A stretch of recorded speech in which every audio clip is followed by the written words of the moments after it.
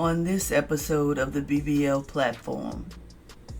We were in an interview one time, and I had a reporter ask me, you have this education, you have bachelor's and post degrees, you've traveled, nationally and internationally, you've lived here and there, you've had all these experiences. Why would you form a nonprofit in East St. Louis? I had a reporter ask me that. Really? And so the question, my answer is, why not? Welcome to the Black Boss Ladies platform, a place where women can gain inspiration for their journey to success through the powerful experiences of successful Black businesswomen, past and present. These women are redefining leveling up by creating legacies in their own time. Are you ready to do the same? Join the discussion on the BBL platform, the place where legacies live.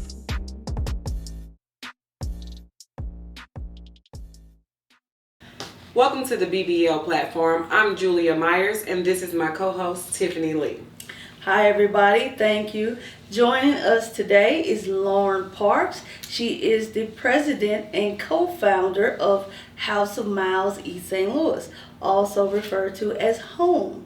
This was the childhood home of Miles Davis, and now it is being used as an educational enrichment center for the youth. Welcome, Lauren Parks. Thank you, ladies, for inviting me. I'm very excited to be here. To hear everything about the home. We were just talking about some of the things, and we'll get into that later. Some of the things you guys got going on. I was like, oh wow, that's exciting. But before we get to the home, Miles, we want to talk a little bit about you and your background. Okay. Sure. So, one of the things that I've been knowing you for some years now, but I did not know. I know you told me that you graduated with your master's really young, right? What was your master's in?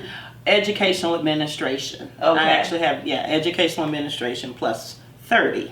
Okay, plus Yes. 30. Okay. And then how old were you when you received your master's? 20, about 23. Oh, that is young. Yes. Yeah. So, wow. I'm a Fiskite. Yes, I saw that. Yes. Shout You out guys to have a Fisk. lot of pride. Yes. Yes, so I love Fisk University. I graduated a semester early. Okay. So I actually graduated December 87, but my class is 88, spring 88. That's the class I claim.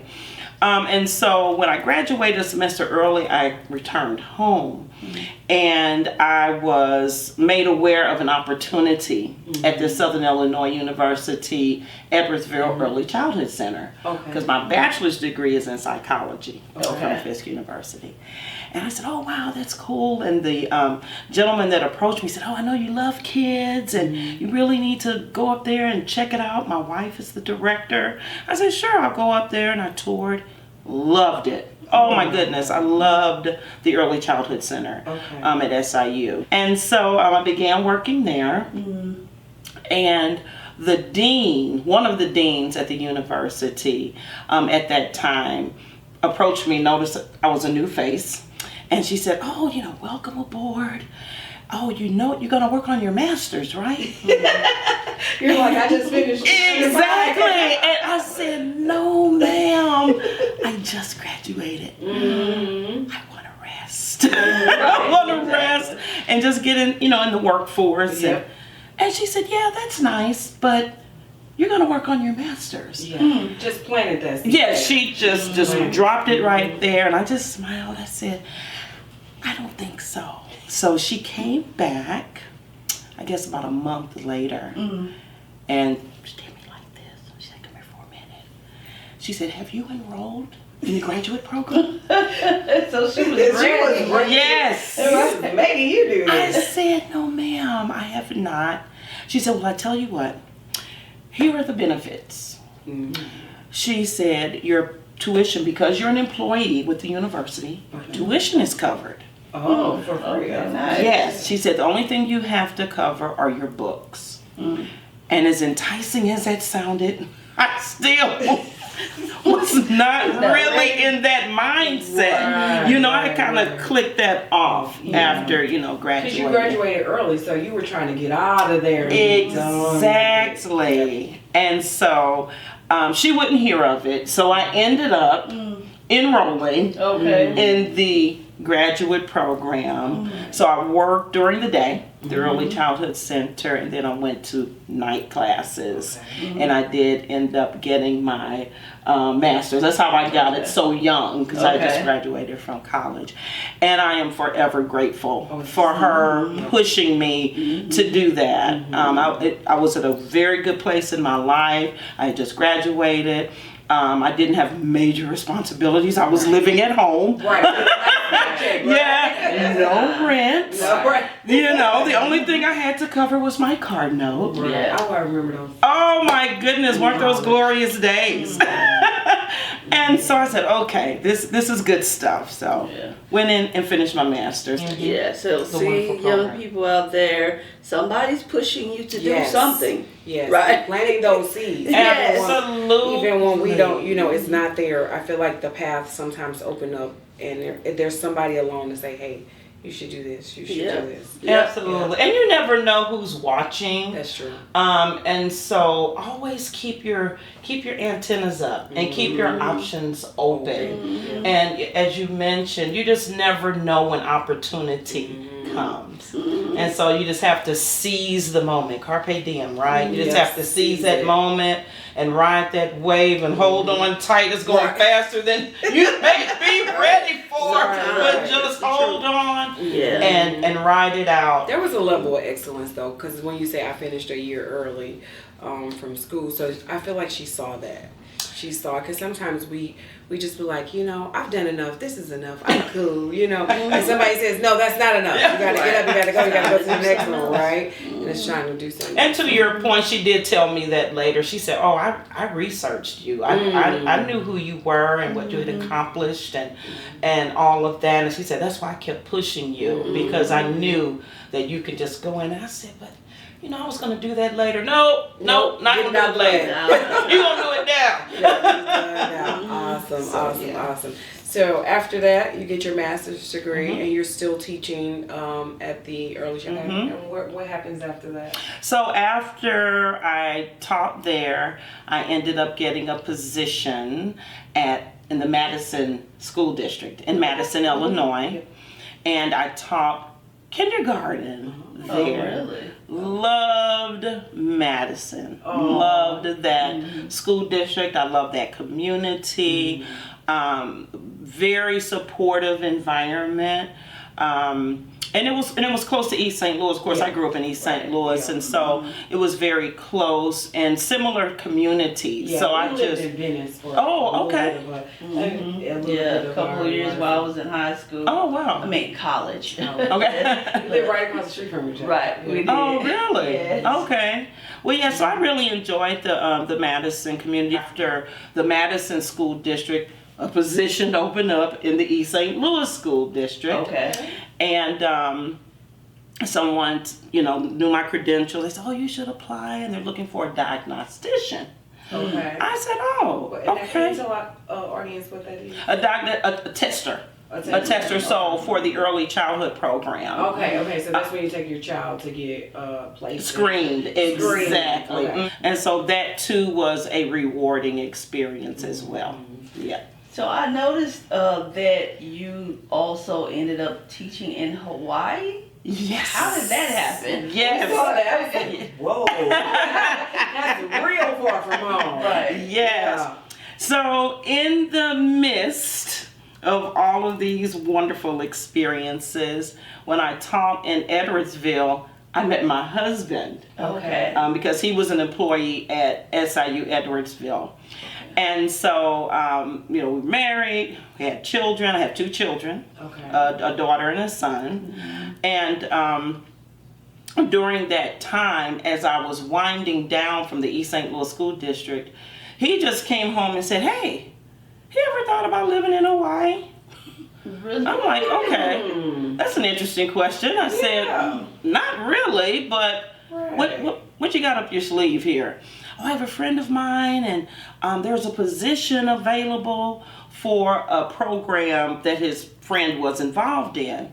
And I said, really? And he said, well, I'm going to fly out there and I'm going to investigate and, interview and see. And I said, okay, well, keep my options open. Again, I'm a lady who believes in keeping options open. Because I was going to say, some people, if their husband came home and said, hey, do you think about moving to Hawaii? They're going to be like, no, I have this career, I have these children. Right. We're not moving to Hawaii. We don't know anybody there. Exactly. But you were open. You're I was let's open. See where this can take us. Exactly. I said, okay, I'll hear you out. And, and so he ended up getting the position. Okay. And I said, well, we don't really know anyone here. And at that time, my daughter was 4. She just turned 4. And I had a 6-month-old son. Wow.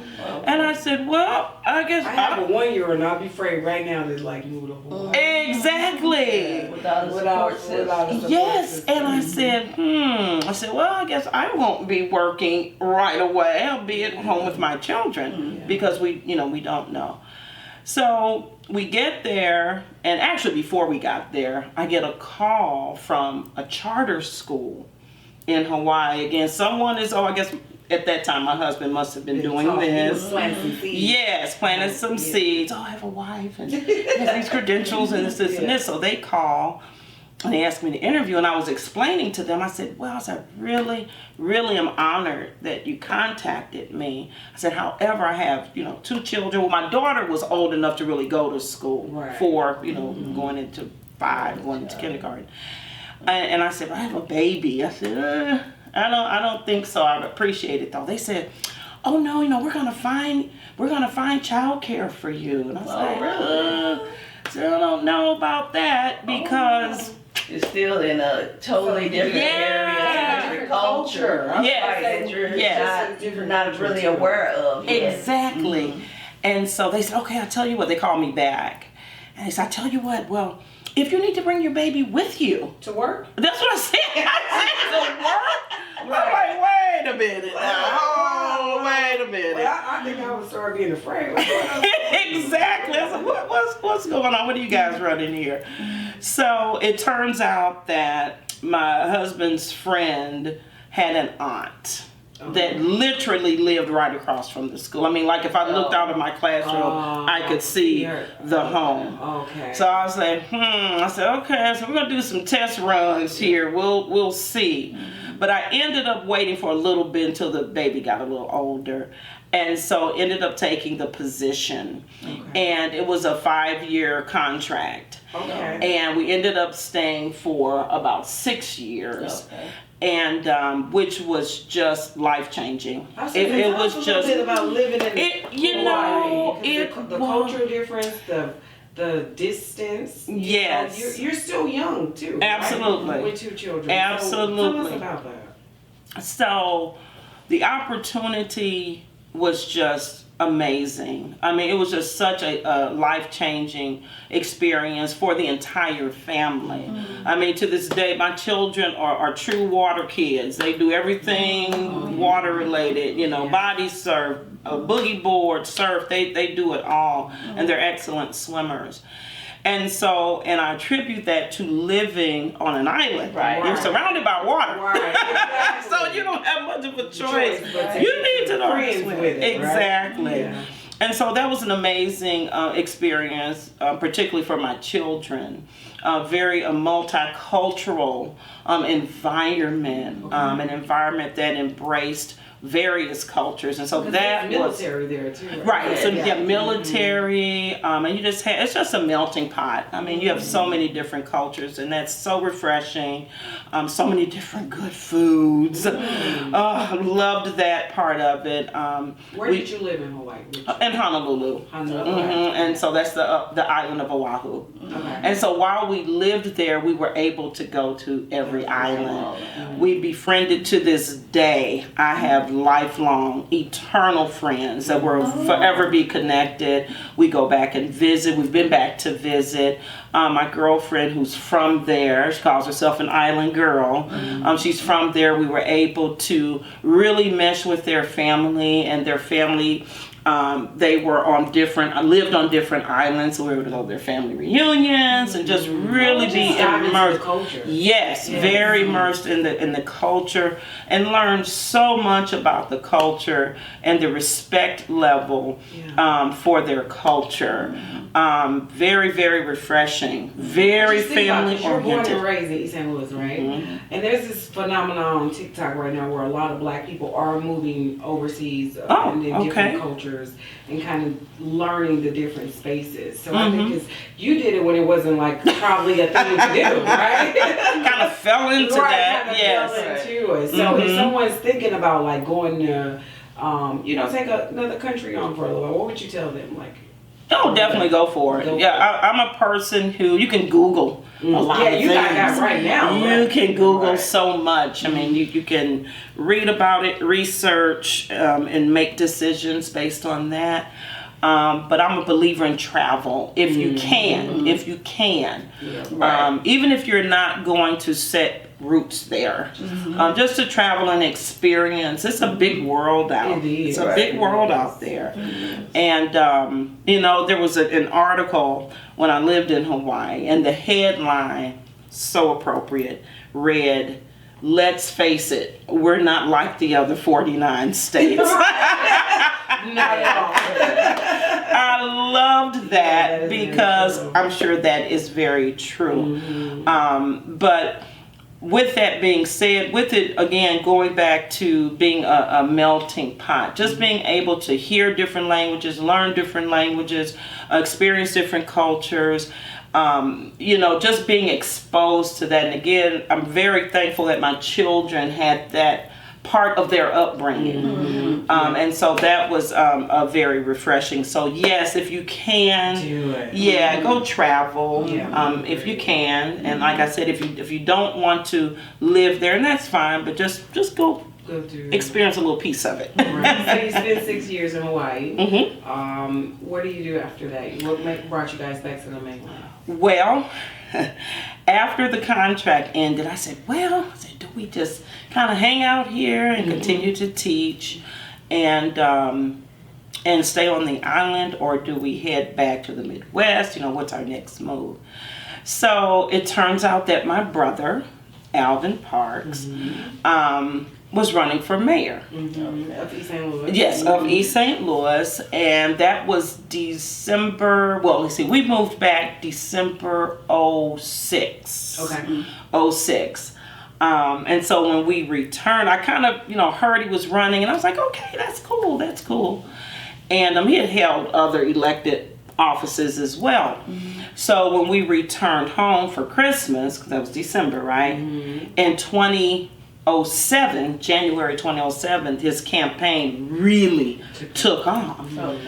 And so he invited me and my husband at the time. He said, hey, do you wanna work in our campaign? And I said, oh, sure. I've really never gone full throttle in a campaign manager and, really managed the campaign space. It's okay.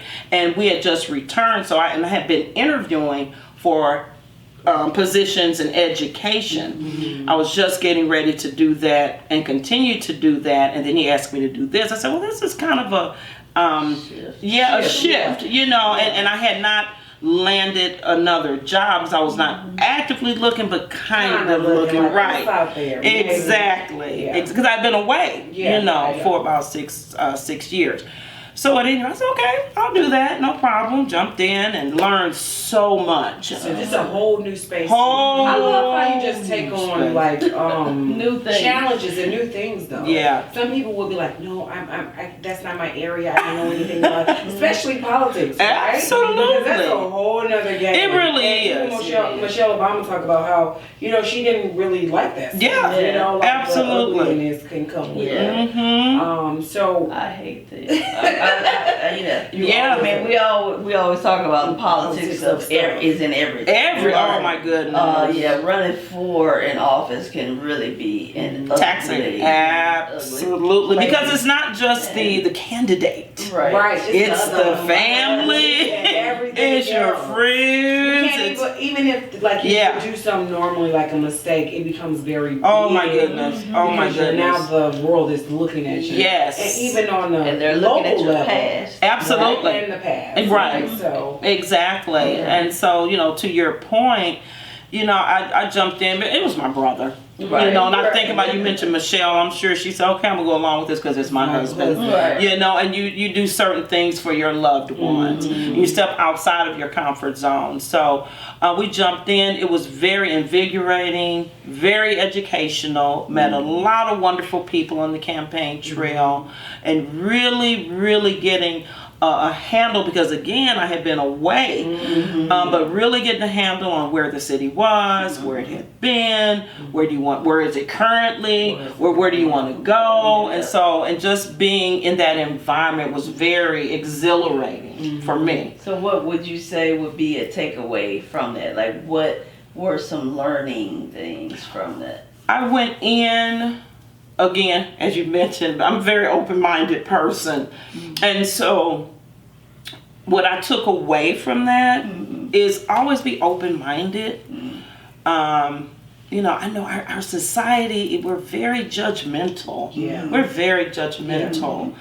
And I'm glad that because of all the experiences that I had to that point, made me continue to be open-minded and remain open-minded. And your mind had been expanded though too. Exactly. Right. So exactly. We come from, because we're from East St. Louis Sure. too. And sometimes people only see one perspective because they were born, raised, and they never left. Right. So that one perspective. But when you start traveling the world and open your mind to seeing new things, you can't be the same. So Right, now exactly. you come back and you're in that space, but you have a really big perspective of life and what the world looks like. Absolutely. This And that again, to that point, that's why it's important to go experience different things. It is. And even just if you come back. exactly, because you can.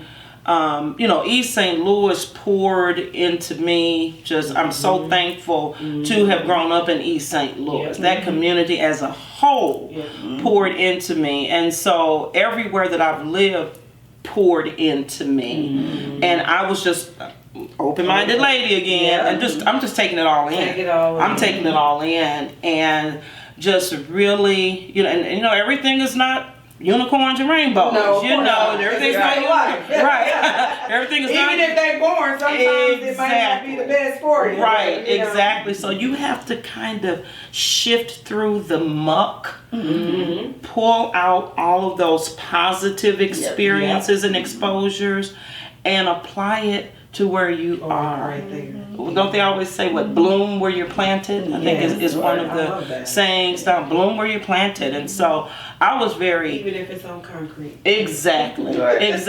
Yeah. And so with being a part of that environment, he won. He did win. Yes. And so he had 2 terms. I was just going to say, so that's 8 years he was the mayor of St. Louis, and you said that's around 2007? 7 to 2015. Okay. Oh, wow. Yeah, that's a long time. So one of the programs that I instituted there was the holiday cheer at the Rotunda. Okay. And I got that idea from living in Honolulu. Yeah. Because they have a beautiful holiday display where they highlight wreaths and Christmas trees in their rotunda, in their city hall area. And I said, wow, that would be so cool. Coming back to the city and being in East St. Louis. So, but because, as I mentioned previously, always do your research. This is a very important point I want to say. So, even though you're from East St. Louis and maybe you've lived away for a while, always be respectful and do your homework when you come back. So what I mean by that is I didn't come and say, okay, we're going to do holiday cheer at the Rotunda. Yeah.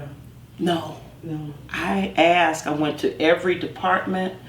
I asked previous employers that had been in city, okay, what goes on here for the holiday? Right, before you change. Yeah, exactly. Before you change the traditions. Exactly. Because everybody don't like change. Exactly. That's nice. true. Yeah. That's true. And just out of respect, Right. let's see what's going on currently. Right. And so maybe we can incorporate what's going on currently with a sprinkle of some new ideas. So I did. I went around. They said, well, in the past there used to be a big, huge tree in the middle of the Rotunda, but I don't think we're going to do that anymore. Or the tree was damaged, or couldn't find it, or something. I couldn't remember. And I said, well, how about I met with every department head, everybody that worked at City Hall. I said, well, let me run this idea past you. What do you think department sponsoring a tree? Okay. And it can be a themed tree, your choice. So if you work for like Public Works, for example, you may want to put work truck ornaments on your tree, and then display a narrative about your tree. So it will explain, okay, we're Public Works, this is what we do, so on and so forth. Everybody loved it. Okay. There was no resistance from any department. So that year, it was so exciting. Everybody was just buzzing around. Right. Oh yeah, That was 07. Okay. We implemented that the very first year. And the reason why I asked that is because that's still going on. Bingo. It is. Yes. It is. I was just there in December watching this pink and green tree. No, but I've been there a few times, for the programs, and everybody will have their trees up, and it is really nice. It is. It's just beautiful. It just illuminated the Rotunda. So every department participated. And I said, well, what else we're going to do and have a program. Let's have a community program. This is the elementary school teacher. Yeah. You did all the fun having when you were in kindergarten. They made you love school. Right, exactly. They made you realize. And now you're making them love work in a way, right? Yes. And bring that excitement back to everyday work. Yes. And it's also building community. Building community. Absolutely. And the culture of the environment. Yeah. And it's so much to celebrate in our community. It's so much to celebrate. So with that program, that was the very first year, and every department participated. From 2007 to the time to 2015, we grew to community trees. We had the Divine Nine, for example. We had other community organizations calling, hey, can we put a tree down? And I was like, ooh, yes. The more the merrier. The more the merrier. So we ended up with over 30 to 40 trees in the Rotunda. Yeah. We made space for everybody who wanted to display a tree. It was so beautiful. And our the programs were just stellar. You had community groups perform and recite poetry. The school district students would come with their music and bands. And so it was just a beautiful event. So I was so happy to see that tradition still goes on with the trees. And every mayor has a program. I've been invited to programs. Good. The mayors are still having the programs. Yeah, because it's just a wonderful way to include everyone. Yeah, the Rotunda is for the city. Yeah, right. So you're there to 2015. 2015, right? yes. And what are you doing in that capacity in 2015? I was the executive assistant. Okay. I was the executive assistant to the mayor. Okay. Nice. And during that time, we did a lot of things. We had a lot of community cleanups. And I know every mayor has community cleanups. I mean, because I remember that even as a little girl, different administrations with the community cleanups. And so we were able to organize and build community partnerships with various corporate citizens.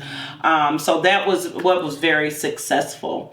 that we did a lot of wonderful growth. A lot of growth. Okay. It was a lot more to do before we left. Yes. But a lot was accomplished. Okay, A great. lot was accomplished. So from Hawaii to the politics, and then after 2015, what do you do? He decides not to run again. Yes. Okay. Right. So what's interesting is, had someone told me, "Hey, Lauren, you're gonna work in government. You're going to," I would have argued them down and said, "No." Right, not me. No. I'm cheering everybody Just on. like you did that master's degree. Yeah. Exactly. Yeah. Exactly. So after that, this home came to our attention while I was there. Yeah, okay. Before I left 2015. So, and it was 1701 Kansas Avenue. Well, again, remember, I've been out of the area for a while, so I didn't know the condition of 1701 Kansas Avenue. So the nephew and a family friend came to town. The nephew of Miles Davis, who, of course, was born in Alton, but his formative years were in East St. Louis at 1701 Kansas Avenue.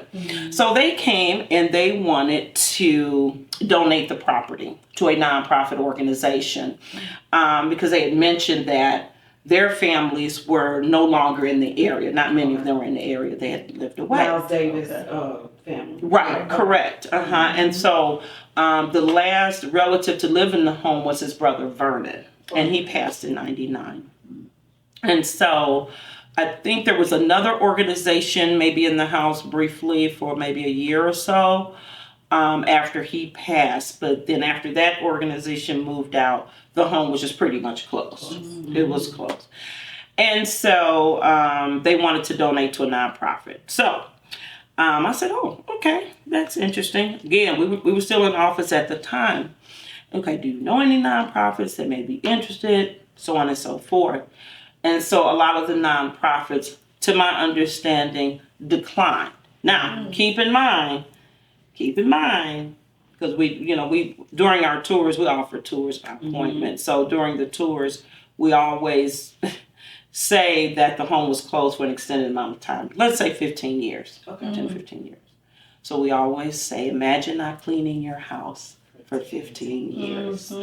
So I think that it was a little daunting. Yeah, someone was like, what am I going to do with this? Yeah, exactly. It's been here for 15 years. Yeah, I think a little overwhelming. If you pulled up like, oof, we would love to do this, but it might be a little overwhelming. Just from a financial aspect, work aspects, so on and so forth. So, okay, couldn't really get any takers for the nonprofit piece of it. So then I started hearing mumblings. I got a month or two later of demolition. Oh, wow. And so I never really heard anything official, but I kept hearing whispers. I said, oh my gosh. So I called. Oh my goodness. I called my best friend, Gary. And I said, look, I keep hearing all these whispers about, I said, we can't let that happen. No, and let me interject here because this is very important. Because Jackie Joyner Kersey, one of the greatest Olympians of all time, who also lived in East St. Louis, her house was demolished, correct? That's right. That's very true. So it is not unheard of for them to demolish a great person's home. So you could go forward. What you guys did was very important. Yeah. Thank you. So, when I started hearing that after I called him, I said, we can't let that happen. We just can't do that. Now, keep in mind, I really did not know the condition. Really had not been in there. I didn't know any of that. I said, let me drive down here and see really what's going on. So I drove by and I said, okay, it looks a little daunting, you know. I could see that, but I had done restorations before. Yes, I had done restorations. I had a historic home on Washington Place in East St. Louis many years ago. And so they're really not intimidated by that. I feel like those seeds just be planted. Like I just be like, you know, I'm laying it out for you, and because you already kept an open mind about things, like you're literally just walking into your destiny, even when you reject it, Sure. right? Sure. But then you hear like, oh no, I gotta keep going. Right. I gotta go. Exactly. Okay. Exactly. And that's what happens. So I'm going to see for myself. Yeah. Like, hearing, you know, this and that, everybody's opinion. I'm going to see for myself. So I did. And I said, you know what? I'm going to ask an engineering firm to go over and do a structural assessment. And so that can really tell you where we are. Right? So I did. We had an engineering firm, pro bono, to do the structural assessment, perform the structural assessment. So it was structurally sound. Okay. So when he said that, I said, "Oh, it just with that." Yeah, I mean, because if you look at some of those older pictures, the house is completely dilapidated. Yeah. Essentially. Mm-hmm. But it's structurally sound. Structurally, So it was the waiting. foundation is It was good. waiting. Yes. Low bearing walls are good. Yes. Yes, all those things. Yes. Oh, somebody knows some. Yeah. Somebody knows. A little bit. Okay. All right. Yeah. So when he said that, the firm said, "Okay, structurally sound." I said, "Just needs a hug." That's You know, I'm gonna hug her. I'm gonna hug her. So Right. just needs a hug. It's gonna be all right. And A big hug. a tight hug, real bear A hug. lot of love. Yes. Right. And so we did. So we said we'll take it. We formed our nonprofit, House of Miles, East St. Louis, Love it. and took on the project. And it has just been a fantastic, life-changing experience. I mean, truly life-changing. We were very fortunate. One of the questions we get, "Oh, did you get funding? Did you get a grant? Did you?" And the answer is no. No, you didn't. No. Phase 1 was personal money. Are you oh, so you saw a vision? Yes. Because a lot of people are not willing to put that into And take the risk. And take the risk. Right. Because who's to say that you were going to get anything out of that? Exactly. Well, okay, so it may look like, oh, it's structurally sound, I want to do this, but now I got to use my own money to do it. What is going on inside of you? Are you afraid a little bit, or are you like, what's that internal dialogue? I just wasn't. I just figured, you know, I'm a reader. I love to read and watch documentaries and all of that. And I know projects like that happen all the time. All over the country. They do. All over the country. All over the world. They All over the do. world. And I was like, why not? Oh, Miles Davis is an international. Oh my God. International Yes. icon, I was innovator. telling my aunt, I had just watched his, I want to say Netflix, Yes. a little while ago, the special that had on him. And coming from East St. Louis, born and raised, he has the school. Oh, I went to Miles Davis Elementary School. Sure. You know, and you'll learn a little bit, but like watching that documentary just opened my mind to who he was on Yes, like a whole ma'am. other level. He lived in Europe for a while, and I was just like, this man is from East St. Louis, you know. After that, I'm download his music, you know. But even how they say how he revolutionized jazz and how he started playing, like I was just like, oh my God, like I didn't know that side, but I'm a documentary head too. So. Yes. So, And it's very important to, you know, do your homework, do your research.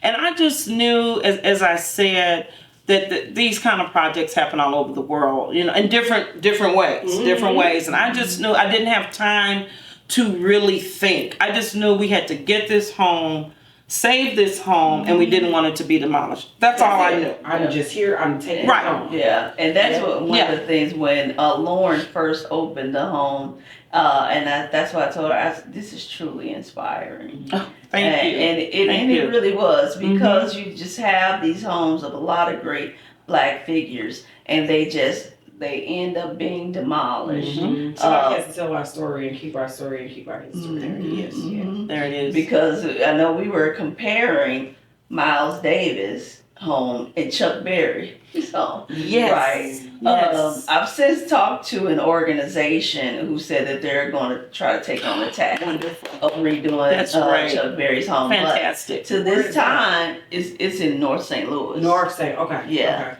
And but to this time, no one had taken on Chuck Berry's home, and for you guys to take on Miles Davis' home, I mean, it was inspirational. We cannot allow our community institutions to just go away. Correct. Yeah, absolutely. And to your point, and I wasn't even aware of Chuck Berry's home until Art Holiday did a story. It's been a few years ago now. At the very beginning of the restoration, it was very raw when he came. And so, and on his way out, he said, "You do know today is Chuck Berry's birthday." When he came to do the interview, and I said, "Oh, I didn't know that." And he said, "Well, you know that they're looking for an angel," or he said something like that, or someone to lead a cheerleader. He said, he looked at me, and I said, "Wow, that is awesome." And I said, "They're out there." The cheerleaders are out there.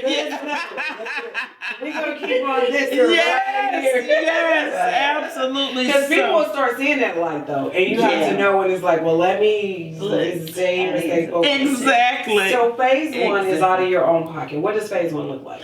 Phase one is just really bringing the home back for public consumption. Okay. It is just, making the necessary repairs, because it was basically a shell. Yeah. We were able to save a lot of the original structure. I mean, when you come and tour, there's always the first question, "Oh, did you change the sizes of the rooms?" No, we did not. Everything is original as it was built. Okay. The original floors we were able to salvage. We put in an art gallery in an area of the house that was original to the home. So we were very proud of that fact, that we were able just to bring it back for public consumption. That was phase one, with personal money, including a generous donation from my mom, who believed in what we were doing. Because as I said, we put the cart before the horse. Well, what is your plan? Well, I really don't know the plan. I don't know. And sometimes you guys gotta go step by step. That is exactly the whole staircase. You just exactly, and that is exactly what happened. So that was phase one. Phase two, we were able to expand. We were able to build a beautiful performance deck, entertainment deck. We host a lot of events there, We have a lot of tours, constantly touring, and we have people from all over the region, country, and the world to come to House of Miles, East St. Louis, 1701 Kansas Avenue, where Miles Davis and his family once lived. And so we're very proud to host again. That's one of our main focuses for having House of Miles, East St. Louis. It's for public consumption. We're very proud to be able to offer that to people. We just had a gentleman from Portugal there. We've had groups from students from Slovakia. We've had, people from California and tech, just all over the region, all over the world. And the common denominator is Miles Davis. Music is a universal language. Yes. Whatever kind of music you listen to, it's just universal. And so it's so refreshing to be able to share that space and to be able to expand and expound on what's going on in that space with phase two. Phase three, we're in the process. We were talking earlier with, we're currently under construction that we were able to purchase a property that's next to the museum that will be a recording studio, recording and teaching studio. We own several parcels around the museum, and so we're in the process of developing those, installing a parking lot, a future parking lot. We have an agricultural component where we raise bees. We harvest our own honey there. We have the solar butterfly lab that is currently being worked on. We have a STEAM program, science, technology, engineering, arts, and math program. So that teacher side is coming back. Oh my goodness, absolutely. Absolutely. Yeah. Our educational component is very, I say it's eclectic. Because people always ask, well, where did you think about that? And where did you get your curriculum? And why are you doing this and doing that? And a lot of it is, of course, from formal training and formal education, but a lot of it's just from me being a mommy. A lot of stuff that I do there is what I did with my own children. A lot of the exposure, the positive, because it's nothing like exposure. And I've had people say, oh, the kids are not going to want to do that. Oh, they're not going to. They don't know what they don't know. Right. They want you to expose them. Let them just try it. Right. And adults too. Right. If someone asks you to try something, an avocado, sushi, whatever it is, before you turn your nose up. I think that's what's so at least try exciting about your story too. Like, a lot of people are out there trying to create legacy, trying to figure out what their life looks like. When I talk to you, I feel like you love your career. Like, you love what you're doing. Truly. But you always stay open-minded. Like, you could have said, hey, I'm just going to be, and nothing would have been wrong with that, teach elementary school. But you didn't. You say, oh, I'm going to go into politics with my brother and make on the best of that. And from there, I'm going to buy a building that literally needs a big hug, So you just always been open and taking the skills that you took from this chapter to this chapter and just more carving out your own space. Yeah. We were in an interview one time, and I had a reporter ask me, you have this education, and you have bachelor's and post degrees, you've traveled, nationally and internationally, you've lived here and there, you've had all these experiences.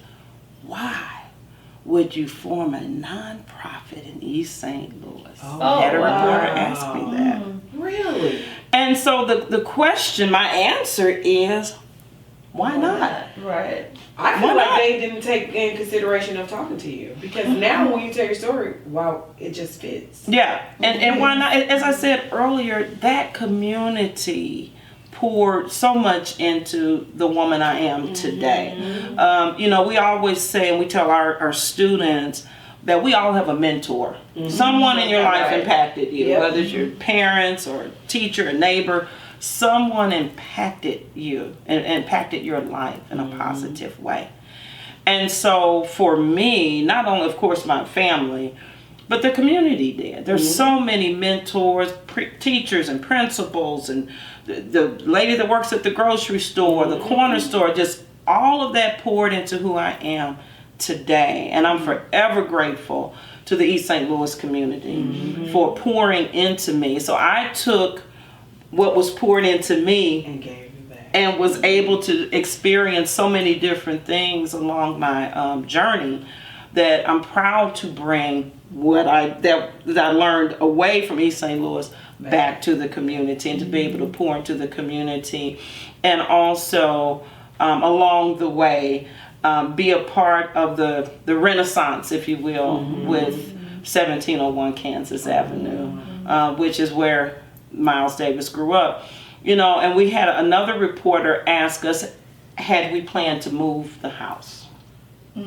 Because from what I learned later, that another organization had considered that. I guess they were interested in the property, but by that time we had already acquired the property, which was donated. And so I'm offended, but go ahead. Yeah. Because sometimes people always just want to take. They want to take from, Okay, go ahead. Yeah, and so we were kind of taken aback. We didn't know that. We didn't know that there was an entity that wanted to move the house. And so our answer is, of course not.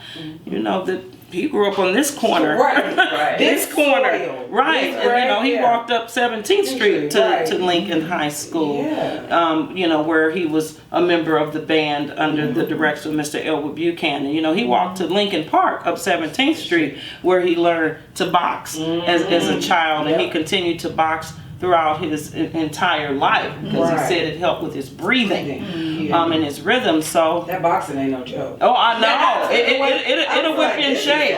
It will definitely whip you in shape. It will. So we said, no, we're going to stay right here on the corner. Right. We're here. And then another question that we receive, where do our students come from? Well, a lot of our students are right there in the neighborhood. They're right there down the street. If I see children riding bikes or out playing, I'll walk down the street, knock on the door. Hey, is there an adult here?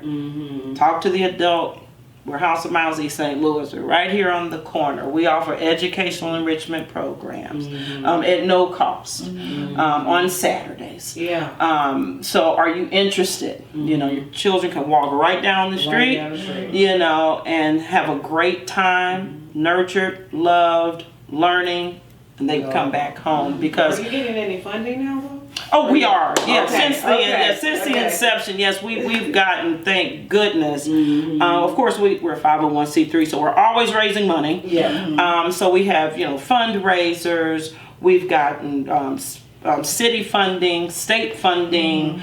And so we're very, very, very thankful for those entities that we've been able to secure funding that has afforded us to move into phases of expansion and restoration. We're restoring that lower level where Miles formed his first band right there in that house. So we're in the process of renovating that. Yeah, you said you guys are doing construction right now. Yes, yes. So we're looking to have most of it done, hopefully, by fall. And so in time for our annual Kind of Blue. Our Kind of Blue, that's our annual big fundraiser that we're planning to have. So we're really excited. When does that take place? It's usually in September. We're kind of playing it by ear right now based on construction. But we are still offering tours during the construction. At this phase of construction. Next month, it may be a totally different tour. We may not be doing tours. I don't know. We're kind of playing it by ear. You literally got to be open-minded with Exactly. Yeah, you do. What did you say you guys are making to that basement into? A wine cellar. Okay. Yeah, and an entertainment space. As I mentioned earlier, you know, we had someone ask us, "Are you an event space?" Well, we kind of fumbled and fell into being an event space. We did not start out being an event space. But you stayed open-minded. Exactly. People came, they came for tours, and they asked, hey, you know, can I come back and have my party here? Can I host a fundraiser here? We had one of our teen ambassadors. She hosted her Sweet 16 party. But like you said, in other places, they will turn stuff like that into event spaces. Exactly. And I do want to definitely celebrate. We have so many things to celebrate. We have so much fun there. But we are a historic landmark now. Official.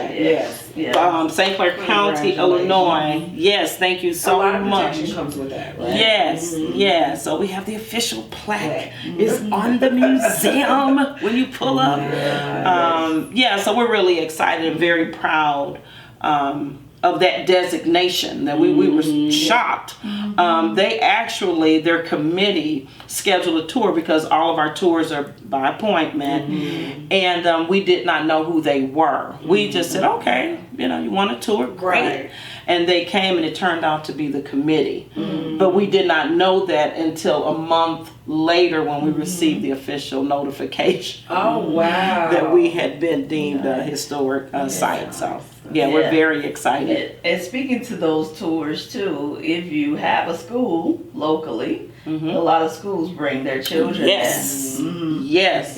We have a lot of youth groups. I'm glad you mentioned that, Tiffany, because with our students, just mentioned where we where the students come from in the neighborhood, but they also come from a lot of the tour groups. We have, young people after we tour and I explain everything that's going on. Oh, I want to come back. And I want to come back here and that kind of thing.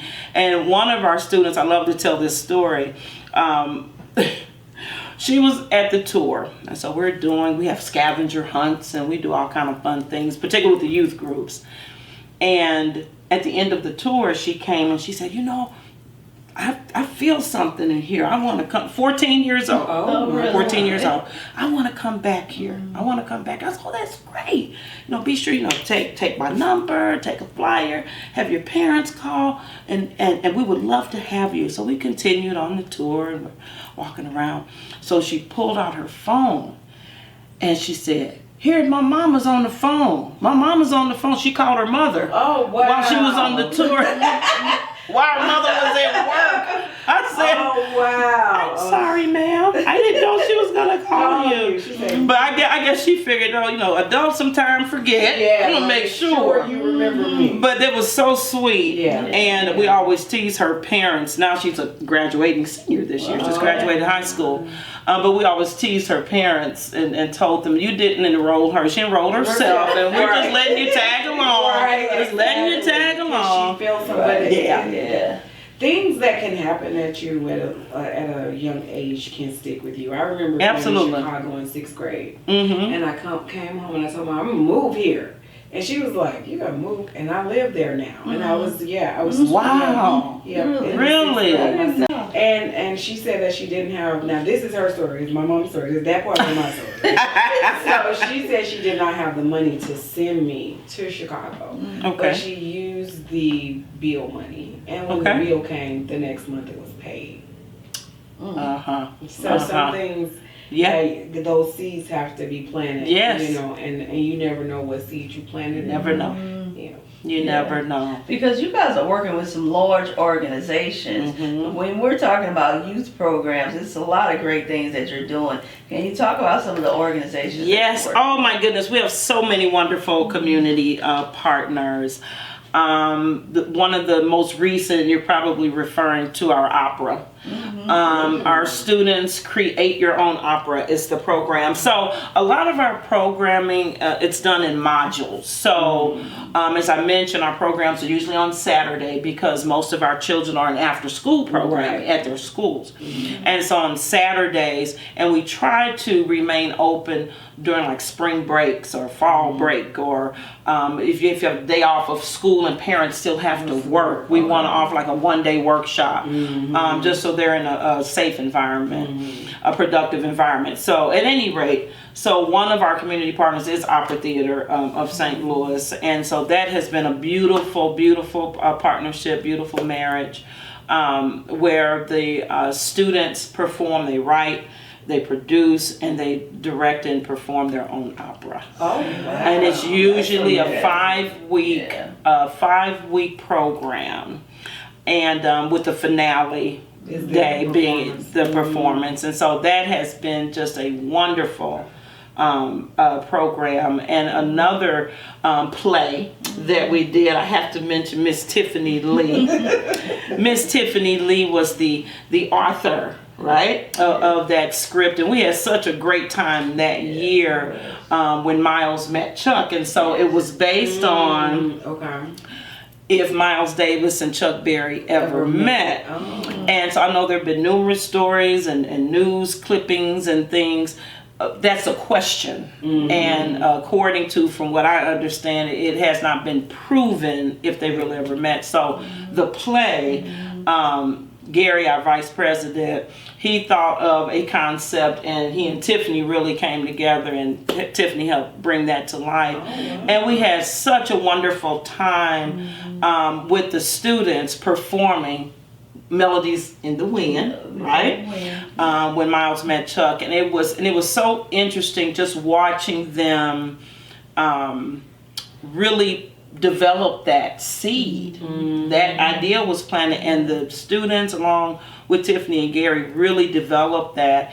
And when we had the dress rehearsal, when the students put on the costumes, they just transform. Oh my goodness. Oh my goodness. It was such a fun production. But again, that's something that they have said. These students now are in college. A lot of them are in college in the workforce and places, and they always talk about that play. Oh, really? And being able Jason to. always says, we got to bring the play back. Yes, absolutely. The continuation. Yes, and we will for sure. But that was part of our Kind of Blue, because Kind of Blue has a different theme every year. And that particular year, that is what the fundraiser was the play. But getting back to our other community partnerships, they're just so many. I mean, we have a Mud Agrees program, for example, which is a social emotional curriculum where we work with shelter animals. And so we've been told by Purina, that's one of the sponsors, you guys are the only ones that incorporate music. So our program is Miles, Music, and Mud Agrees. Mud Agrees is obviously a play on words of pedigree. And so it is such a wonderful program where the students are able to learn about pet care, how to take care of pets, empathy.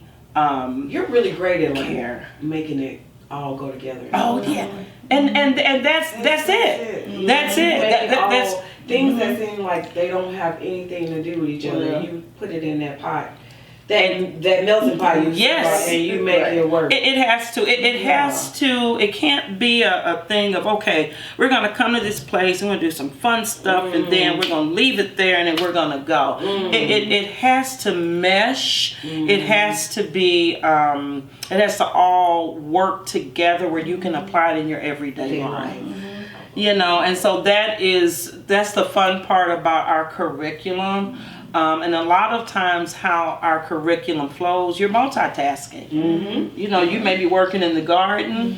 You might have a group over there. Okay, Miss Lauren, I'm getting ready to go and make sure that the pet has water. Okay, Miss Lauren, now I'm gonna go. Let me check on, put my suit up. You know, the kids have on their bee suits. I need to go check on the aviary. And so because at home, you multitask. You throw a load of clothes in the washer. You're on your laptop. Taking care of yes, you do. It's a lot of multitasking. Yeah, so you multitask. You also have a level of Montessori in this. I'm learning more about Montessori teaching with my 1-year-old, and a lot of it is what you're saying, like them actually being in the learning space instead of like at the board, A, B, C. No, you're going to become the A. You're going to become the B in the space, which again goes back to that early childhood education and that kindergarten. And going back to working in an early childhood environment, that's when I really learned. Of course, I've studied it, but it's nothing like experiencing and hands-on. I mean, and so just learning about learning centers, and okay, you spend 15 minutes in the book center, spend another whatever in the literary center, and the gross motor center. That's very important because one of the things that we like to focus on is global citizenship. Global citizenship, which is what the world is moving to. You have to just and even if you're not an expert in everything, but just taste a little bit of everything. You know, just taste a little bit and everything. So when you go, maybe you go to an agricultural farm, and I'm gonna give you an example real quickly. So we have another wonderful partnership with R3 Development, and they're very active. They're a youth build organization, and so they teach the trades. Wonderful. And so they're actively a part of this next phase of restoration. So one of their students, he came up to me and he said, I want to be a beekeeper. Oh, really? He said, I want to be a beekeeper. And I said, really? I said, so where were you exposed to beekeeping? How did you know about beekeeping? He said, yeah, I was listening to you talk, Miss Lauren. You were talking about, you said bees. I said, yes, sir. He said, well, we went on a farm with their group. They went on a farm. He said, yeah, and we fished and we did this and we did that. And that ties in to bees to me. Oh, he's making that connection. He's making that connection because he was going back to what we said earlier about positive exposure. Yes. And he connected the dots, and so he's in our beekeeping program, just like that. Just like that. Yeah. And he's really, really interested in learning more about it. Because here's the thing. So you take that with you, that knowledge with you. Maybe you're an entrepreneur. Right. Exactly. Whatever we don't know what it's going to turn into. You don't know. It turn into anything. And the same thing with the Mother Grease program when we go visit Gateway Pet Guardian, which is a local animal shelter right there in East St. Louis. And when we take our students there, the last time we took them a few months ago, 2 of them said, well, I want to come, because they were talking about, volunteer opportunities and employment opportunities. I want to come back and work here. Well, they're 14, so you're a bit young to work there. Right. But again, it sparked something with them because their veterinarians came out and they were showing them the different aspects of the center.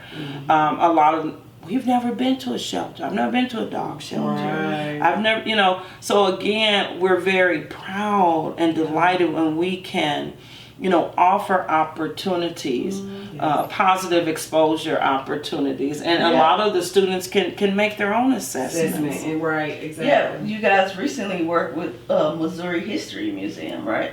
Missouri History Museum is another wonderful community partnership. So they had a wonderful exhibit called St. Louis Sounds. Okay. And so it featured a lot of the talents, a lot of the artists in the St. Louis metro region. Of course, Miles Davis was part of that exhibit. And they had a picture of House of Miles. Oh, okay. So we were like, wow, we didn't know that. That was pretty cool. And so they contacted us and came and toured. And they said, oh, this is a really good tie-in. This would be great if your students could come over and perform, right, in our theater. And after the performance or before the performance, they could come see the exhibit. And we were told by some of their staff when we came, it was January 5th. That's how we kicked our new year off, and it has been banging. Ever since January 5th, it's been a wonderful year. So 2 of their staff members whispered to me, they said, we have never had this. It was standing room only. It was over 400 people in this theater. Wow. It was like at capacity. Because they have an event, I believe at that time, I don't know if they still do, every Thursday. And so they said it just depends. It's not consistently 400 people. It may be less or it may be more, or capacity at any rate. But at any rate, they said this is one of the biggest performances we've had on stage to date. And that's why you can't, quote unquote, like, people may see something like, oh, this could be moved and go here. No, this opportunity, this space creates opportunities for our people from this space. And you have to keep those things in the community. Absolutely. It's something bigger at hand. Exactly. And so, and again, we're just happy to be a nucleus. Because we always say, we're a conduit. We just want to, be that nucleus that has all these different arms and different paths to lead to other things. So wherever you go in the world, whether it's school, military, workforce, wherever you go, you take a little bit of home, with you, and apply that to your life. And to what your journey is, because Miles Davis was an innovator, and so that's another point that we like to point out to our students, that you weren't going to define Miles Davis. Miles Davis defined himself. Put him in a box. I was going to say, and even if it wasn't the prettiest at times, exactly, it was defining that space for himself. That's right. At least that's what I got from him. Yes, and that's what made him an innovator. And so I was just talking to a youth group that was there the other day, and I was telling them, we all are innovators. And part of being an Innovator is trying different things, soaking up. Thank your chaperone that brought you here today, because they see something in you and they want to pour into you a positive experience. So you have to take something from House of Miles today, something that would pour into you to help bring your inner innovator out. And that's what very I hope important. our audience get from you too. Right. Being open, taking the opportunities that come their way and being open to what that looks like, not having like, oh no, I'm this, I'm that. But taking that and whatever seed comes there, developing that seed. Absolutely, because it's very important. No one can define you. And let me tell you why they can't. Society tries it. They though. do. Come on now. With labels. Oh and my expectations goodness, what and you should wear, how you should look like, look, what and everything. society tries They it. do. How your hair. Exactly. Really, when it comes to black women, they're always trying to define our hair. But what's important, and what I always explain to the students and the tour groups and adults too, no one is with you more than you. Nobody. No one, not even your parents. If you're a child, not even your parents. Your parents are not with you 24/7. You're at school or church or camp or somewhere. So it's very important. It's your responsibility to accept and enjoy those positive moments. And let that pour into you, and you take a little bit from here, and that is what helps to define you. Exactly. That's what helps to define you. And it can always be changing. Sure.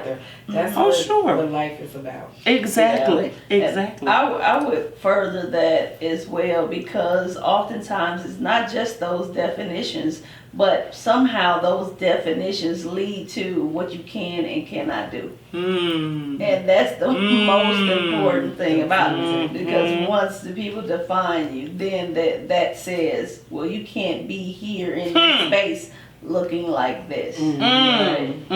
So I think that what you're doing is really cool, right? And I say that for a reason, because what is cool as defined by home? Cool. Everything about Miles is cool, right? He talked cool, held his trumpet cool, performed cool, dressed cool. So our cool is COOL, constantly operating on love. Constantly operating on love. Because again, when you walk through that red door at House of Miles, we want everyone to feel that. Whether you're a tourist, whether you're a visitor. That's what she said, I feel something. Exactly. And love is a vibe. And we all need that. We do. Not just children, adults need that, I right? think sometimes adults need it more. Exactly. Right. Exactly. Yes. And so we have to always remember that, and we try to ground everything that we do at House of Miles, whether it's renovating, programs, visiting, a party, whatever it is, has to be love there. It has to be love there. And that's a very important fact for us. Love that. Well, Yeah. So we're going to say, for our listeners, any little last tips you want to give them? Maybe 2 or 3 tips that you would say for our listeners here. Well, and I know I've mentioned them throughout the discussion, but one is to just remain open-minded. That's just so important. And I know that's a very broad statement. But in everyday life, you have to be open-minded, because there's so many opportunities and there's so many positive things around you. Sometimes you have to kind of shift through. You have to really look, because there are a lot of challenges out here. There are a lot of challenges, as we all know.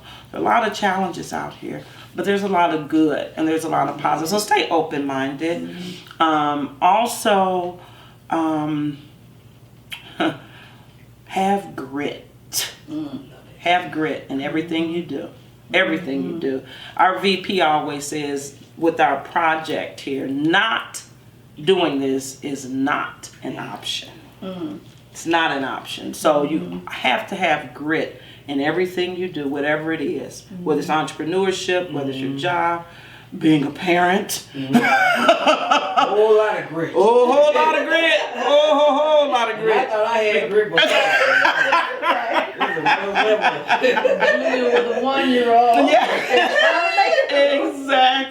Exactly. So I would say that, and then the final point is just be careful of being defined.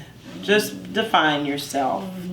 You know, there are a lot of great things, a lot of positive things, as we mentioned, in this world that helps to define you. But just be open and embrace all of those good things and the tools that you have, that you probably got as a child or maybe as an adult. That foundation, that foundation. That I know everyone does not have the same foundation, Right. but with a positive foundation, taking those experiences and building on that foundation and those tools that you were given, whether your community, whether your parents, your neighbor, whoever gave you those tools, you have to use those tools to shift and sift through the muck that's out there. Remember, everything's not unicorn and rainbows. Yes, you know, there's muck out there. But you have to bring that positive to define yourself.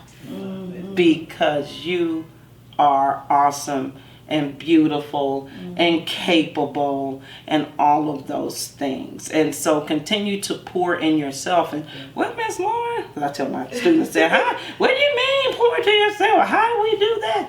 You say open-minded, and when you have a director or whomever brought you here, take all those positive experiences that they're giving you to help define yourself. Love it. Well, Lauren Parks, you are truly a black boss lady. Oh my goodness. And your legacy. Cheers. Look, to you right, ladies. This wonderful. Right. Look, you To gotta these drink. boss ladies and all the boss ladies of the world and all the boss ladies doing it every day. Doing it every day. There's so many wonderful people doing wonderful things. They are. Every day. It really is. Every day. And you gotta keep your mind and eyes open to that. Yep. And you do. And thank you, ladies, Of for course. this platform. And your story will forever live on our platform. Oh my Yes. goodness. Thank Yeah, you your so much. legacy Thank you lives so on. much. Thank you for joining us on the BBL Platform Podcast, the place where legacies live. We hope you will join us on our next inspirational journey to success. Be sure to rate, like, and subscribe to our show. For more information, please visit our website at theBBLplatform.com.